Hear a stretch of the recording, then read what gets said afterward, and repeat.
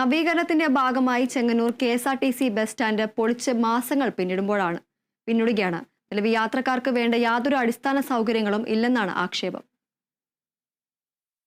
മഴയും വെയിലും ഏൽക്കാതിരിക്കാൻ ഒരു താൽക്കാലിക കാത്തിരിപ്പ് കേന്ദ്രമോ ശുചിമുറിയോ ഇല്ല.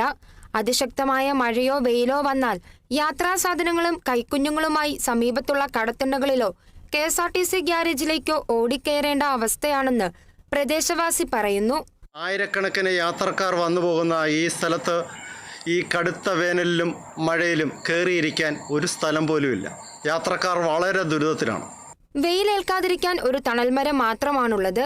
നിലവിൽ യാത്രക്കാർക്കായി ടാർപോളിൻ വലിച്ചു കെട്ടിയ ഷെഡിൽ 4 പേരിൽ കൂടുതൽ ഉൾക്കൊള്ളാനാകില്ല.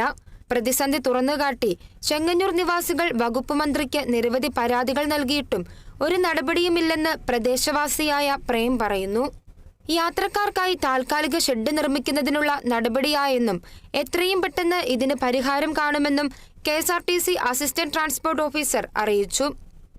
ഇവിടുത്തെ കെട്ടിടം നമ്മൾ പറഞ്ഞ സമയത്ത് തന്നെ 44 ദിവസം കൊണ്ട് പൊളിച്ചു കഴിഞ്ഞിരുന്നു. 4.4 ലക്ഷം രൂപയാണ് നമുക്കിപ്പം താൽക്കാലിക ഷെഡ് നിർമ്മിക്കുന്നതിന് വേണ്ടി PWDക്ക് കൊടുത്തിരിക്കുന്നത്. അത് പെട്ടെന്ന് തന്നെ ചെയ്തു തരാമെന്ന് തന്നെ ഉടനെ ഒരു പൈസ കിട്ടുന്ന താമസം മാത്രമേ ഉള്ളെന്നാണ് നമ്മളെ അറിയിച്ചിരിക്കുന്നത്. അന്താരാഷ്ട്ര നിലവാരത്തിൽ 32,000 ചതുരശ്ര അടി വിസ്തീർണത്തിലാണ് ചെങ്ങന്നൂർ KSRTC ബസ് സ്റ്റാൻഡിന്റെ പുതിയ കെട്ടിടം നിർമ്മിക്കുന്നത്.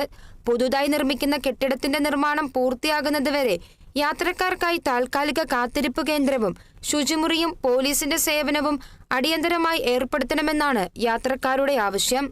Kerala vision news, Alappuzha.